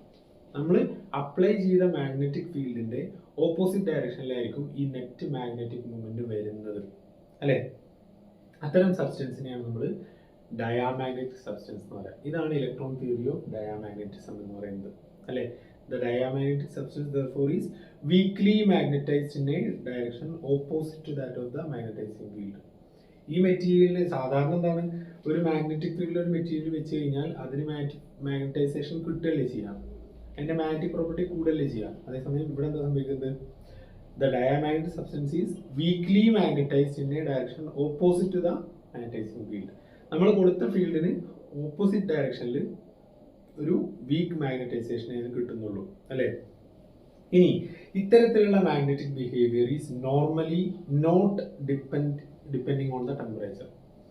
ഒരു ഡയാമാഗ്നറ്റിന്റെ പ്രോപ്പർട്ടി ടെമ്പറേച്ചറിനനുസരിച്ച് മാറുന്നില്ല എന്നും കൂടെ ഇതിനകത്ത് പറയുന്നുണ്ട്. അപ്പൊ അതാണ് എന്ത് ഡയാമാഗ്നറ്റിസം എന്ന് പറഞ്ഞാൽ. ക്ലിയർ ആണല്ലോ. ഇനി നമുക്ക് അടുത്ത് പഠിക്കാനുള്ളതാണ് പാരാമാഗ്നറ്റിസം. എന്താണ് ഇത്? കുറച്ച് ലെങ്തി ആവാൻ സാധ്യതയുണ്ട് ഈ വീഡിയോ സെഷൻ കേട്ടോ. പാരാമാഗ്നറ്റിസം അല്ലെങ്കിൽ പാരാമാഗ്നറ്റിസം എന്ന് പറഞ്ഞാൽ എന്താണ്? അത് നമ്മൾ പറഞ്ഞു, നമ്മൾ അപ്ലൈ ചെയ്ത അതേ ഡയറക്ഷനിലാണ് ഡൈപോൾസ് അലൈൻ ചെയ്ത് നിൽക്കുക. അതിനാണ് പാരാമാഗ്നറ്റിസം. പാരലൽ നോർത്താൽ മതി അല്ലേ. The materials which are weakly magnetized in the direction of applied magnetic field. നമ്മൾ നേരത്തെ പറഞ്ഞ ഡയമagnet എന്താ പറഞ്ഞത്? The materials are which are weakly magnetized in the opposite direction എന്നാണ് പറയുന്നത്. ഇവിടെ എന്താ പറയാ? The materials which are weakly magnetized in the direction of applied magnetic field are known as paramagnetic materials അല്ലേ. അപ്പോൾ അപ്ലൈഡ് മാഗ്നറ്റിക് ഫീൽഡിന് അതേ ഡയറക്ഷനിലായിരിക്കും magnetisation സംഭവിക്കുക. ഇനി ഇതിന് എക്സാമ്പിൾസ് നേരത്തെ പറഞ്ഞ പോലെ ഒരുപാടെണ്ണം ഉണ്ട്. ഏതെങ്കിലും രണ്ടെണ്ണം ഓർത്ത് വെക്കുക. Aluminium, chromium, manganese, platinum, calcium, antimony, sodium, lithium, magnesium, niobium, tungsten, copper chloride, salt solutions of iron and nickel, liquid oxygen, crown glass, ഇതൊക്കെ ഉദാഹരണങ്ങളാണ്. ഞാൻ ഈ ഉദാഹരണങ്ങളെല്ലാം പറയുന്നത് എന്തെങ്കിലും ഒരു ഷോർട്ട് ഹാൻഡ് വെച്ചിട്ട് ഓർത്ത് വെച്ച് പിന്നെ ഓർമ്മയിൽ വെക്കുന്നത് നന്നായിരിക്കും അല്ലേ. ഇനി അവരുടെ എന്താണ് ഇലക്ട്രോൺ തിയറി ഓഫ് പാരാമാഗ്നറ്റിസം. എന്താണ് ഇനി പാരാമാഗ്നറ്റിക് സബ്സ്റ്റൻസിൽ സംഭവിക്കുന്നത്? നമ്മൾ നേരത്തെ പറഞ്ഞ പോലെ ഇവരെ എങ്ങനെ എക്സ്പ്ലെയിൻ ചെയ്യാന്നുള്ളതാണ് അല്ലേ. ഇത് ഇത്തരം മെറ്റീരിയൽസ് ഇപ്പൊ ഡയാമാഗ്നറ്റിക്സ് നമ്മൾ പറഞ്ഞു എന്താണ്, അതിനകത്ത് പെയർ ആയിട്ടാണ് ഇലക്ട്രോൺസ് ഉണ്ടാവുക. അവരുടെ ഓർബിറ്റൽ മോഷൻ ഓപ്പോസിറ്റ് ആയിരിക്കുന്നതാണ്, ഈക്വൽ ഓപ്പോസിറ്റ് ആയിരിക്കും എന്ന് പറഞ്ഞു. അതുകൊണ്ട് നെറ്റ് മാഗ്നറ്റിക് മൂവ്മെന്റ് 0 ആയിരിക്കും എന്ന് പറഞ്ഞു. എന്നാൽ ഇവിടെ എങ്ങനെയെന്ന് ചോദിച്ചാൽ paramagnetism normally occurs in atoms or molecules with an odd number of electrons. ഇതിനകത്ത് ഇലക്ട്രോൺസിന്റെ എണ്ണം ഓഡ് നമ്പർ ആയിരിക്കും. അപ്പൊ അവിടെ എന്തായിരിക്കും? പെയർ ആയിട്ടായിരിക്കും, ഈവൻ നമ്പർ ആയിരിക്കും. ഇവിടെ ഓഡ് നമ്പർ ഓഫ് ഇലക്ട്രോൺസ് ആണ് ഇത്തരം ആറ്റംസിനകത്ത് ഉണ്ടാവുക. Hence each atom of paramagnetic materials have some permanent magnetic movement. അപ്പോൾ അൺപെയർഡ് ആയിട്ട് ഒരു ഇലക്ട്രോൺ നിൽക്കുന്നത് കൊണ്ട് അവർക്ക് എന്തായിരിക്കും? എല്ലാ പാരാമാഗ്നറ്റിക് മെറ്റീരിയലിനും they have some permanent magnetic dipole moment due to the unpaired electron in the atom. ഒരു ഇലക്ട്രോൺ പെയർ അല്ലാതെ നിൽക്കുന്നതുകൊണ്ട് അയാൾക്കൊരു മാഗ്നറ്റിക് മൂവ്മെന്റ് ഉണ്ടാവുകയും അതുകൊണ്ട് മെറ്റീരിയൽ ആസ് എ ഹോൾ ഒരു നെറ്റ് മാഗ്നറ്റിക് മൂവ്മെന്റ് ഉണ്ടാവുകയും ചെയ്യും. പക്ഷേ തെർമൽ അജിറ്റേഷൻ എഫക്റ്റ് കാരണം ഈ ആറ്റോമിക് ഡൈപോൾസ് ഒക്കെ എന്താണ് റാൻഡം ഫാഷനിൽ അലൈൻ ചെയ്ത് നിൽക്കുന്നത് കൊണ്ട് അതിനൊരു മാഗ്നറ്റിക് പ്രോപ്പർട്ടി ഉണ്ടാവില്ല അല്ലേ.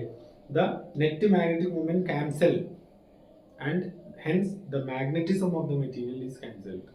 അപ്പോൾ പാരാമാഗ്നറ്റ്സ് നമ്മൾ ഒറ്റ നോട്ടത്തിൽ കണ്ടാൽ അത് മാഗ്നറ്റിക് പ്രോപ്പർട്ടി ഒന്നും ഉണ്ടാവില്ല അല്ലേ. എപ്പോഴാണ് പ്രോപ്പർട്ടി ഉണ്ടാവുള്ളൂ? നമ്മൾ എക്സ്റ്റേണൽ ഫീൽഡ് കൊടുക്കുമ്പോൾ അല്ലേ. ഇനി when a magnetic field is applied to a sample of paramagnetic material, the atomic dipoles try to line up in the direction of the field. Unpaired electrons ഉണ്ടായതുകൊണ്ട് ഒരു നെറ്റ് ഡൈപോൾ മൊമെന്റ് ഉണ്ട്. പക്ഷേ random ആയിട്ട് ആയതുകൊണ്ട് അവരുടെ net dipole moment cancel ആയി 0 എന്നാണ് പറഞ്ഞത്. ഇത് നമ്മൾ പുറത്തുനിന്ന് ഒരു ഫീൽഡ് കൊടുത്താൽ എന്ത് ചെയ്യും? ഈ atomic dipoles, tiny atomic dipoles എന്ത് ചെയ്യും? അലൈൻ ചെയ്ത് മാഗ്നറ്റിക് ഫീൽഡിന്റെ അതേ ഡയറക്ഷനിൽ ഇങ്ങനെ അലൈൻ ചെയ്ത് നിൽക്കാൻ തുടങ്ങും. അതാണ് പാരാമാഗ്നറ്റിസം അല്ലേ. But at ordinary temperature and field the sample fails to attain significant alignment. അപ്പോൾ ഓർഡിനറി ടെമ്പറേച്ചറിലൊക്കെ ആണെച്ചാലും ഇവർ പ്രോപ്പറായിട്ട് അലൈൻ ചെയ്ത് നിൽക്കാൻ അങ്ങോട്ട് കഴിയില്ല അവർക്ക് അല്ലേ. At ordinary temperature the fields ചെറിയ ഫീൽഡിലും അതുപോലെ ഓർഡിനറി ടെമ്പറേച്ചറിലും ഇത്തരം സാമ്പിൾസിന് പ്രോപ്പറായിട്ട് അലൈൻ ചെയ്ത് നിൽക്കാൻ അവർ ഫെയിൽ ആവും അല്ലേ. കാരണം അവരിങ്ങനെ ഡൈപോൾസ് തമ്മിൽ കൊളീഷൻ ഒക്കെ സംഭവിക്കും. അതുകൊണ്ട് പ്രോപ്പർ അലൈൻമെന്റ് ഉണ്ടാവില്ല. അതുകൊണ്ട് സാമ്പിൾ ഗെറ്റ്സ് വീക്ക്ലി മാഗ്നറ്റൈസ്ഡ്. അപ്പോൾ ഓർഡിനറി ടെമ്പറേച്ചറിലും അതുപോലെ ഒരു വീക്ക് ഫീൽഡൊക്കെ ആണെച്ചാൽ വീക്ക് മാഗ്നറ്റൈസേഷനാണ് നടക്കുള്ളൂ. ഓഫ് കോഴ്സ് അവർ അലൈൻ ചെയ്ത് നിൽക്കും, പക്ഷെ അത് വീക്കായിരിക്കും. അതുകൊണ്ട് വീക്ക്ലി മാഗ്നറ്റൈസ്ഡ് ആയിരിക്കും അല്ലേ. ഇനി അവരുടെ സ്ട്രോങ് ആക്കാൻ എന്താ നമ്മൾ ചെയ്യുക? നമ്മൾ ടെമ്പറേച്ചർ കൊടുക്കുക അല്ലെ. ഇത്തരത്തിലുള്ള മാഗ്നറ്റിസത്തിന് പറയുന്നവരാണ് പാരാമാഗ്നറ്റിസം അല്ലെ.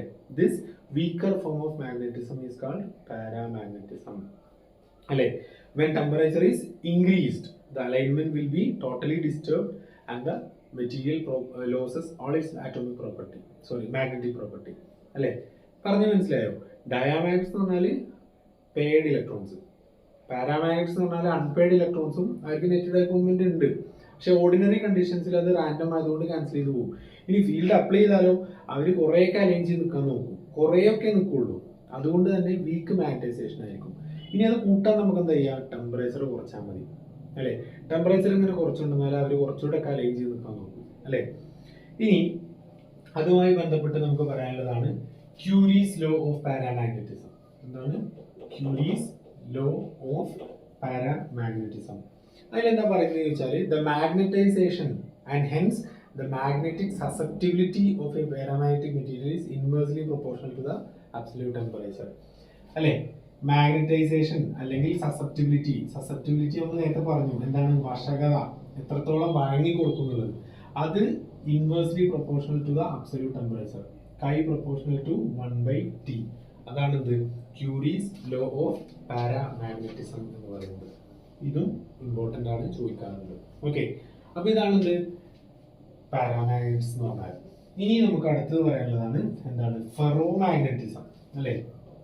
ഇത് രണ്ടും അല്ലാതെ എന്തുണ്ട്, ഫെറോമാഗ്നറ്റിസം ഉണ്ട് അല്ലേ.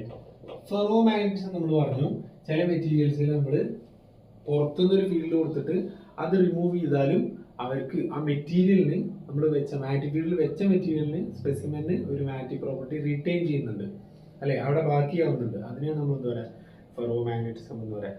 The materials which are strongly magnetized in the direction of applied magnetic field are known as ferromagnetic materials അല്ലെ. നമ്മൾ അപ്ലൈ ചെയ്ത ഫീൽഡിന്റെ അതേ ഡയറക്ഷനിൽ സ്ട്രോങ്ലി മാഗ്നറ്റൈസ് ആയിരിക്കുന്ന മെറ്റീരിയൽസിനാണ് നമ്മൾ എന്താ പറയാ, ഫെറോമാഗ്നറ്റ്സ് എന്ന് പറയാം. എക്സാമ്പിൾ പറയാം, അതിന് കൂടുതൽ എക്സാമ്പിൾസ് ഇല്ല. Iron, steel, nickel, cobalt and alloys like alnico.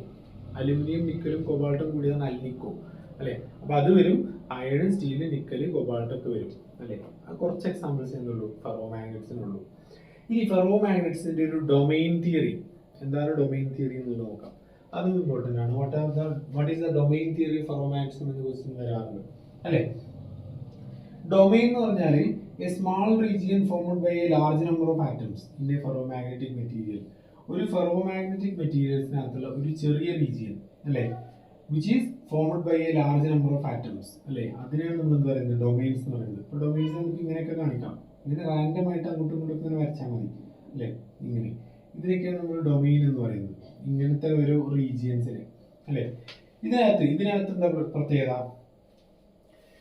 about 10⁻11 atoms are seen in a domain അല്ലേ. ഒരു 10⁻⁻18 മീറ്റർ ക്യൂബ് വോളിയം ഉള്ള ഒരു സ്ഥലത്ത്, 10⁻⁻18 മീറ്റർ ക്യൂബ് വോളിയത്തിനകത്ത് ഏകദേശം 10⁻11 ആറ്റംസ് ഉണ്ടാവും. അപ്പോൾ ഇഷ്ടം പോലെ ആറ്റംസ് ഒരു സ്ഥലത്ത് ഒരുമിച്ച് കൂടിയതിനാണ് നമ്മൾ ഡൊമൈൻ എന്ന് പറയുന്നത്. എന്താണ് അവരുടെ പ്രത്യേകത, അതിന് ഡൊമൈൻ എന്ന് പറഞ്ഞാൽ വേറെ വേറെ സെക്ഷൻസ് ആക്കാനുള്ള കാരണം എന്താണെന്ന് പറയാം. Each atom of ferromagnetic material poses A permanent magnetic moment. ഇതിനകത്തുള്ള ഓരോ ആറ്റവും എന്താണ്, ഒരു പെർമനന്റ് മാഗ്നറ്റിക് ഡൈപോൾ മൊമെന്റ് ഉണ്ട് അല്ലെ. അത് ഡയാമാഗ്നറ്റിലും പാരാമാഗ്നറ്റിലും ഇല്ലാത്തൊരു സാധനമാണിത് അല്ലെ. Each atom has a permanent magnetic dipole moment. Electron of one atom also interacts with electron of the nearby atom through exchange interaction or coupling. ഒരു ആറ്റത്തിനകത്ത് ഇലക്ട്രോൺ തൊട്ടടുത്ത് നിൽക്കുന്ന ഒരു ആറ്റത്തിലെ ഇലക്ട്രോണുമായിട്ട് എന്ത് ചെയ്യുന്നുണ്ട്, ഇന്ററാക്ട് ചെയ്യുന്നുണ്ട് അല്ലെ. This interaction arranges the atoms in A domain in A particular direction. അപ്പൊ അതിനകത്ത് ഈ ഇന്ററാക്ഷൻ കാരണം കുറച്ച് തൊട്ടടുത്ത് നിൽക്കുന്ന ഒരുപാട് ആളുകൾ എന്താവും, ഒരേ ഒരു അറേഞ്ച്മെന്റ് ഉണ്ടാവും അവർക്കകത്ത് അല്ലെ. This interaction arranges the atoms in A domain in A particular direction. ഒരു പർട്ടിക്കുലർ ഡയറക്ഷനിൽ തൊട്ടടുത്തുള്ള ഒരുപാട് ആറ്റംസിന് എന്ത് ചെയ്യും, അലൈൻ ചെയ്ത് നിർപ്പിച്ചു അല്ലെ. അതിനെയാണ് നമ്മൾ ഡൊമൈൻ എന്ന് പറയുന്നത് അല്ലെ. Each domain therefore acts as a magnet having a net dipole moment. അപ്പൊ അത് ചുരുക്കി പറഞ്ഞാൽ ഒരു ഫെറോമാഗ്നറ്റിനകത്ത് ഓരോ ആറ്റംസിനും എന്തുണ്ട്, നെറ്റ് ഡൈപോൾ മൊമെന്റ് ഉണ്ട് അല്ലെ. ഇനി ഇതിനകത്ത് ഇതിൽ നിൽക്കുന്ന ഓരോ ആറ്റംസും പരസ്പരം ഇന്ററാക്ട് ചെയ്യുന്നത് കൊണ്ട് അവരുടെയൊക്കെ മാഗ്നറ്റിക് മൊമെന്റ് എന്തായിരിക്കും, ഒരു പെർട്ടിക്കുലർ ഡയറക്ഷനിലായിരിക്കും അല്ലെ. ഇപ്പൊ ഇതൊരു ഡൊമൈനാണ്. എന്നാൽ തൊട്ടടുത്ത് നിൽക്കുന്ന വേറൊരു കൂട്ടം ആറ്റംസ് എങ്ങനെ നിൽക്കുന്നത്, ഇങ്ങനെ നിൽക്കുന്നത് അല്ലെ. ഇവരൊക്കെ എന്താണ് ഒരു അലൈൻമെന്റ്. അപ്പോൾ ഒരുപോലെ അലൈൻസ് നിൽക്കുന്ന ഒരു കൂട്ടം മാറ്റങ്ങളെയാണ് നമ്മൾ ഡൊമൈൻ എന്ന് പറയുന്നത്. ഇനി ഇവിടെ ആണെങ്കിൽ എങ്ങനെയായിരിക്കും, ഇങ്ങനെ ആയിരിക്കും അല്ലെ. അങ്ങനെ ഓരോന്നും റാൻഡം ആയിട്ട് ഒരു ഗ്രൂപ്പുകൾ അലൈൻ ചെയ്യുന്നത്. ഇത്തരം ഗ്രൂപ്പുകളെ നമ്മൾ ഡൊമൈനുകൾ എന്ന് പറയും. ഇനി ഇവിടെയൊക്കെ നിങ്ങൾ ഫില്ലാക്കുക കേട്ടോ, അങ്ങനെ വരുന്നു അല്ലേ, അത് വരുന്നു. ഇനി when no external magnetic field is applied, the magnetic moment of all domains are so oriented that the net magnetic moment of the substance is zero. ഇനി നമ്മൾ എക്സ്റ്റേണൽ മാഗ്നറ്റിക് ഫീൽഡ് ഇല്ല എന്ന് കരുതാം. ഇതിപ്പോൾ ഒരു സാധാരണ മെറ്റീരിയൽ, ഫെറോമാഗ്നറ്റിക് മെറ്റീരിയൽ. ഇപ്പോൾ ഈ ഉദാഹരണം ഇരുമ്പ്, ഇതിനകത്ത് നിന്ന് കുറേ ഡൊമൈനുകളുണ്ട്. ഇതിനകത്തൊക്കെ ആറ്റംസ് അലൈൻ ചെയ്ത് നിൽക്കുന്നത്. പക്ഷേ ഇവരൊക്കെ റാൻഡമായി നിൽക്കുന്നതുകൊണ്ട്, ഡൊമൈനുകൾ റാൻഡമായി നിൽക്കുന്നതുകൊണ്ട് നെറ്റ് മാഗ്നറ്റിക് മൊമെന്റ് എന്താണ്? സീറോ ആണ് അല്ലേ. എന്നാൽ എക്സ്റ്റേണൽ മാഗ്നറ്റിക് ഫീൽഡ് നമ്മൾ അപ്ലൈ ചെയ്ത് കഴിഞ്ഞാലോ, the magnetic moments in each domain align in the direction of applied magnetic field. ഇതിലെ ഓരോ ഡൊമൈനും നമ്മൾ അപ്ലൈ ചെയ്ത ഡയറക്ഷനിൽ എന്താ പറയുക, ഓർഡർ ആയിട്ട് അറേഞ്ച് ചെയ്തു. അതുകൊണ്ട് ഇപ്പൊ അങ്ങോട്ട് ഞാനൊരു ഫീൽഡ് കൊടുത്തു കഴിഞ്ഞാൽ അതേ ഡയറക്ഷനിൽ ഇവരൊക്കെ അലൈൻ ചെയ്തു. ഇപ്പൊ ഇത് ഇങ്ങനെ തന്നെ നിൽക്കും. അതുപോലെ ഇതിനുള്ളിൽ എന്താവും? ഇങ്ങനെ നിൽക്കാൻ തുടങ്ങും അല്ലേ, ഇങ്ങനെ നിൽക്കും. അതുപോലെ ഇവരും എന്താവും? ഇങ്ങനെ അലൈൻ ചെയ്ത് നിൽക്കാൻ തുടങ്ങും അല്ലേ. അങ്ങനെ എല്ലാ ഡൊമൈനകത്തെയും ആറ്റംസ് ഒരേ രീതിയിൽ അലൈൻ ചെയ്ത് നിന്നിട്ട് ടോട്ടൽ ഡൈപോൾ മൊമെന്റ് എന്തായിരിക്കും? ഒരു ഫൈനൈറ്റ് വാല്യൂ ഉണ്ടാക്കും അല്ലേ. അങ്ങനെ ആകുമ്പോൾ under A strong magnetic field the arrangement of magnetic dipoles in each domains will be properly aligned അല്ലേ. അങ്ങനെ അവിടെ അറേഞ്ച് നിൽക്കും അല്ലേ. അപ്പോൾ ഇതിനാണ് നമ്മൾ ഫെറോമാഗ്നറ്റ്സ് എന്ന് പറയുന്നത്. ഇനി നമ്മൾ ഇവിടുന്ന് ഫീൽഡ് ഒഴിവാക്കിയാലും ഈ ഒരു അലൈൻമെന്റ് ഏകദേശം അതുപോലെ നിൽക്കും. അതുകൊണ്ട് ഈ മെറ്റീരിയലിന് ഒരു മാഗ്നറ്റിക് പ്രോപ്പർട്ടി കൈവരിക്കും അല്ലേ. ഇപ്പോൾ ഉദാഹരണം നിക്കലൊക്കെ നമ്മളൊരു സ്ട്രോങ് മാഗ്നറ്റിക് ഫീൽഡിൽ കുറേ നേരത്തേക്ക് വെച്ച് കഴിഞ്ഞിട്ട് ആ മാഗ്നറ്റ് ഒഴിവാക്കി കഴിഞ്ഞാൽ ആ നിക്കലിന് എന്തുണ്ടാവും? ഒരു മാഗ്നറ്റിക് പ്രോപ്പർട്ടി അവിടെ ഉണ്ടാവും അല്ലേ. അതുപോലെ ആണിക്കും നമുക്കറിയാം, ഒരു ആണി മാഗ്നറ്റുമായി നമ്മളിങ്ങനെ കുറേ നേരം ഒട്ടിച്ച് പിടിച്ചിട്ട് പിന്നെ ആ മാഗ്നറ്റ് മാറ്റിയിട്ട് ഈ ആണി കൊണ്ട് നമുക്ക് മുട്ട സൂചികൾ എടുക്കാൻ പറ്റും. അത് ആ പ്രോപ്പർട്ടി റീറ്റെയിൻ ചെയ്തു എന്നുള്ളതാണ്. അതുപോലെ അല്ലേ. എന്നാൽ ഈ exchange interaction and arrangement of domains disturbed when the temperature is increased അല്ലേ. ഈ ടെമ്പറേച്ചർ നമ്മൾ കൂട്ടിക്കഴിഞ്ഞാലോ ഈ അലൈൻമെന്റ് ഡിസ്റ്റർബ്ഡ് ആവും. അങ്ങനെ അവരുടെ മാഗ്നറ്റിസം ലോസ് ചെയ്യും. ആ പർട്ടിക്കുലർ ടെമ്പറേച്ചറിന് പറയുന്നവരാണ് ക്യൂരീസ് പോയിന്റ്. എന്താ പറയാ? Curie's point. അപ്പൊ എന്താണ് ഫെറോമാഗ്നറ്റിസിൽ ക്യൂരീസ് പോയിന്റ് എന്ന് ചോദിച്ചാൽ the temperature at which ferromagnetism is lost. അവരുടെ ഡൈപോൾ മൊമെന്റ് എന്താവും? ലോസ്റ്റ് ആവും അല്ലേ. ആ പർട്ടിക്കുലർ ടെമ്പറേച്ചറിൽ ക്യൂരീസ് പോയിന്റിൽ എന്താവും? ഫെറോമാഗ്നറ്റ് ബിഹേവ്സ് ലൈക്ക് പാരാമാഗ്നറ്റ്. ഫെറോമാഗ്നറ്റ്സ് മാറി എന്താവും? പാരാമാഗ്നറ്റ് ആവും. ഡയാമാഗ്നറ്റ് അല്ല, പാരാമാഗ്നറ്റ് ആവും അല്ലേ. അങ്ങനെയാണെങ്കിൽ ഫെറോമാഗ്നറ്റ്സിനുള്ള ക്യൂരീസ് ലോ, നമ്മൾ ക്യൂരി ലോ ഫോർ പാരാമാഗ്നറ്റ്സ് പഠിച്ചു. എന്തായിരുന്നു? കൈ പ്രൊപ്പോർഷണൽ ടു 1 absolute ടെമ്പറേച്ചർ അല്ലേ, 1 ടെമ്പറേച്ചർ. അതേസമയം ഇവിടെ ഫെറോമാഗ്നറ്റ്സിനുള്ള ക്യൂരി ലോ പറയുന്നത് എന്താണ്? It is equal to C/T minus TC. ഇത് ഏതാണോ ടെമ്പറേച്ചർ അത്. ഈ TC എന്ന് പറഞ്ഞാൽ മെറ്റീരിയലിന്റെ ക്യൂരി ടെമ്പറേച്ചർ, C എന്ന് പറയുന്നത് ക്യൂരീസ് കോൺസ്റ്റന്റ് കേട്ടോ. അങ്ങനെ വരും അല്ലേ. അപ്പോൾ ഇതിനാണ് നമ്മൾ എന്താ പറയാ, ക്യൂരി ലോ ഓഫ് ഫെറോമാഗ്നറ്റിസം എന്ന് പറയാം കേട്ടോ. ഇത്രയാണ്.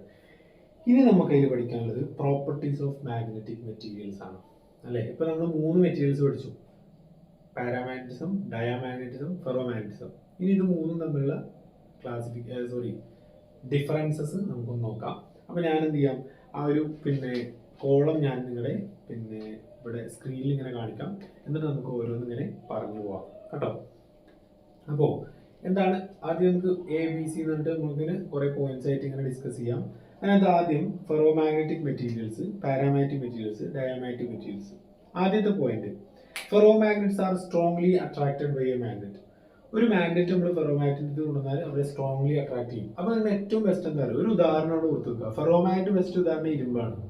അപ്പോൾ ഇരുമ്പ് മാഗ്നറ്റിന്റെ അടുത്ത് എന്താ ചെയ്യും, പെട്ടെന്ന് അട്രാക്ട് ചെയ്യും.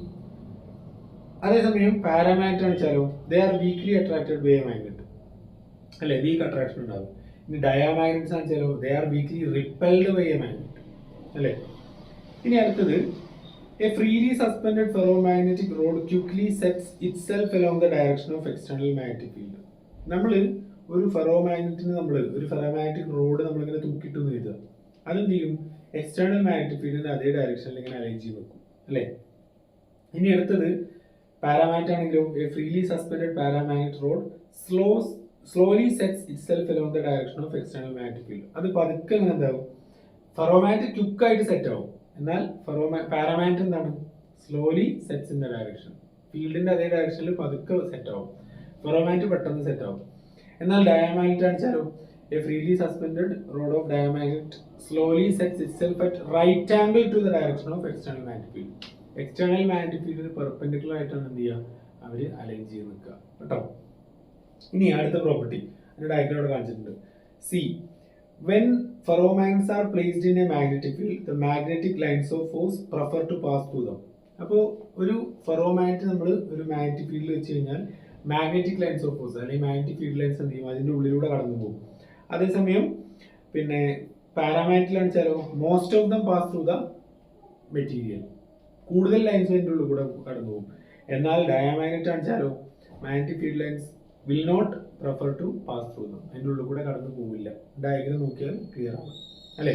അതുകൊണ്ട് ആ ബിഹേവിയർ നമുക്ക് ഫെറോമാഗ്നറ്റിൽ വെച്ചാൽ B much greater than H എന്ന് പറയാം അല്ലേ. Magnetic field is much greater than magnetic intensity അല്ലേ. അതേസമയം പാരാമാഗ്നറ്റ് വെച്ചാലോ ബി ഗ്രേറ്റർ ദാൻ എച്ച് എന്ന് പറയാം. ഒന്ന് മച്ച് ഗ്രേറ്റർ ദാനും ഒന്ന് ഗ്രേറ്റർ ദാനും ആണ്. അതേസമയം ഡയാമാഗ്നറ്റ് വെച്ചാലോ ബി ലെസ് ദാൻ എച്ച് എന്ന് കാണിക്കാം കേട്ടോ. ഇനി അതിൽ അടുത്ത് നോക്കുക, ഈ സീനകത്ത് ഒരു സബ് പോയിന്റ് ആയിട്ട് കൊടുക്കുന്നുണ്ട്. Field within the sample is much more than the magnetic intensity അല്ലേ. അതായത് ആ പിന്നെ സാമ്പിളിനകത്തുള്ള ഫീൽഡ് എന്ന് പറയുന്നത് മാഗ്നറ്റിക് ഇന്റൻസിറ്റിയേക്കാൾ കൂടുതലാണെന്ന് അർത്ഥം. അതുകൊണ്ട് B much greater than H എന്ന് പറഞ്ഞാൽ B by H much greater than 1 എന്ന് പറഞ്ഞൂടെ. അപ്പോൾ mu equal to B by H which is much greater than 1. അപ്പോൾ മ്യൂ മച്ച് ഗ്രേറ്റർ ദാൻ 1 എന്ന് പറയാം, അല്ലെങ്കിൽ B by H much greater than 1 എന്ന് പറയാം. അതേസമയം പാരാമാഗ്നറ്റ് ആണെച്ചാലോ B by H greater than 1 എന്ന് പറയാം. ഒന്ന് മച്ച് ഗ്രേറ്റർ ദാനും ഒന്ന് ഗ്രേറ്റർ ദാനും. അതേസമയം ഡയാമാഗ്നറ്റ് ആണെച്ചാലോ മ്യൂ ഈസ് ലെസ് ദാൻ 1 അല്ലെങ്കിൽ B by H is less than 1 എന്ന് പറയാം കേട്ടോ. ഇനി രണ്ടാമത്തെ പോയിന്റ് ആയിട്ട് പറയുന്നത് flux density inside a ferromagnetic material is much larger than in the air അല്ലെ. എയറിലുള്ള ഫീൽഡിനേക്കാൾ ഒരുപാട് കൂടുതലായിരിക്കും എന്ത് flux density. Flux density B inside a ferromagnetic material is much larger than that in the air. B much greater than B zero എന്ന് പറയാം. അതേസമയം paramagnet എന്ന് പറയാം B greater than B zero എന്ന് പറയാം. ഡയാമാഗ്നറ്റ് ആണെച്ചാലോ B less than B zero എന്ന് പറയാം കേട്ടോ. ഇനി അടുത്ത point, the sample gets strongly magnetize in the direction of magnetizing field. എങ്ങോട്ടാണോ മാഗ്നറ്റിക് ഫീൽഡ് കൊടുത്തത് അതേ ഡയറക്ഷനിൽ സ്ട്രോങ് ആയിട്ട് മാഗ്നറ്റൈസ് ആവും അല്ലെ, പെട്ടെന്ന് മാഗ്നറ്റ് ആയി മാറും. പാരാമാഗ്നറ്റ് ആണെച്ചാലോ the sample gets weakly magnetize in the direction of magnetizing field അല്ലെ. എന്നാൽ ഡയാമാഗ്നറ്റ് ആണെങ്കിൽ the sample gets weakly magnetize in the direction opposite to the direction of magnetizing field. Opposite ആയിട്ടാണ് മാഗ്നറ്റൈസേഷൻ നടക്കുക, അതും weakly. ഇനി അടുത്തായിട്ട് intensity of magnetization has a large positive value. I എന്ന് പറയുന്ന ഇന്റൻസിറ്റി ഓഫ് മാഗ്നറ്റൈസേഷന് ഒരു ലാർജ് പോസിറ്റീവ് വാല്യൂ ആയിരിക്കും, കാരണം നല്ലോണം മാഗ്നറ്റൈസേഷൻ സംഭവിക്കും. അതേസമയം പാരാമാഗ്നറ്റ് ആണെച്ചാലോ it has a small positive value. Positive ആയിരിക്കും പക്ഷെ ചെറുതായിരിക്കും അല്ലെ. എന്നാൽ ഡയാമാഗ്നറ്റ് ആണെച്ചാലോ it has a small negative value അല്ലെ. ഇനി susceptibility has a large positive value. Ferromagnet susceptibility കൂടുതലാണ്, അതേസമയം പാരാമാഗ്നറ്റിലോ susceptibility has a small positive value. എന്നാൽ ഡയാമാഗ്നറ്റിലാകുമ്പോൾ it has a small negative value അല്ലെ. ഇനി ഡി എന്ന് പറയുന്നത് ferromagnetic materials they obey Curie's law. അതായത് ഒരു പർട്ടിക്കുലർ ടെമ്പറേച്ചറിൽ എന്ത് ചെയ്യും, ഫെറോമാഗ്നറ്റിക് പ്രോപ്പർട്ടി പിന്നെ ഡിസപ്പിയർ ചെയ്തുകൊണ്ട് പാരാമാഗ്നറ്റ് ആവും അല്ലെ. ഇനി പാരാമാഗ്നറ്റ്സ് എന്താണ്, they also obey Curie's law. They are badly affected with the rise in temperature. when the temperature is raised the paramagnetic properties lost അല്ലേ. ഇനി ഡയാമാഗ്നറ്റ്സ് ആണെച്ചാൽ എന്താണ്, അവർക്ക് ക്യൂരീസ് ലോ ഒബേ ചെയ്യില്ല, അവരുടെ പ്രോപ്പർട്ടി ടെമ്പറേച്ചറിനെ ഡിപ്പെൻഡ് ചെയ്യുന്നില്ല എന്നുള്ളതാണ് അല്ലേ. ഇനി അതുപോലെ അടുത്തൊരു പ്രോപ്പർട്ടിയാണ്, അത് ലിക്വിഡ്സ് ആൻഡ് ഗ്യാസസ്. ഫെറോമാഗ്നറ്റ്സിന്റെ കേസിൽ liquids and gases do not show ferromagnetism. ലിക്വിഡ്സും ഗ്യാസും എന്ത് ചെയ്യില്ല, ഫെറോമാഗ്നറ്റിസം കാണിക്കില്ല. ഈ finely powdered ferromagnetic materials in a watch glass is first placed in a closely spaced magnetic poles and then on widely placed magnetic poles. The effect is observed as shown in the figure. എന്ന് പറഞ്ഞാൽ നമ്മൾ ഒരു ferromagnetic material powder ആക്കിയിട്ട് ഒരു strong magnetic ഫീൽഡിലും പിന്നെ ഒരു week magnetic ഫീൽഡിലും വെച്ച് കഴിഞ്ഞാൽ അവരുടെ ചേഞ്ച് അവിടെ കാണിച്ചിട്ടുള്ളത്. അപ്പോൾ പ്രോപ്പർട്ടി എന്താണെന്ന് മാത്രം നിങ്ങൾ പഠിക്കുക. എക്സാമിന് ഇത്ര വിഷയമായിട്ട് എഴുതണ്ട, ആ ലാസ്റ്റ് പോയിന്റ് മാത്രം എഴുതുക. എന്താണ്, it shows that ferromagnetic materials move from weaker to stronger magnetic field. Weak field നിന്ന് strong field ലേക്കാണ് എന്ത് ചെയ്യുക, ഫെറോമാഗ്നറ്റ്സ് പോവുക. അതേസമയം പാരാമാഗ്നറ്റ്സ് ആണെച്ചാലോ they move from weak to strong magnetic field. അതും എങ്ങനെ തന്നെയാണ്, വീക്ക് നിന്ന് സ്ട്രോങ്ങിലേക്ക് തന്നെയാണ് പോവുക. അതേസമയം ഡയാമാഗ്നറ്റ് അടിച്ചാലോ they move from stronger magnetic field to weaker magnetic field എന്ന് പറയാം. ഇത്രയുമാണ് ഫെറോ മാഗ്നറ്റും പാരാമാഗ്നറ്റും ഡയാമാഗ്നറ്റും തമ്മിലുള്ള വ്യത്യാസങ്ങളും കമ്പാരിസണും കേട്ടോ. അപ്പോൾ ഇത്രയുമാണ് ഇന്നത്തേക്ക്. ബാക്കി ഭാഗം നമുക്ക് അടുത്ത ക്ലാസ്സിൽ ഡിസ്കസ് ചെയ്യാം. Thank you all.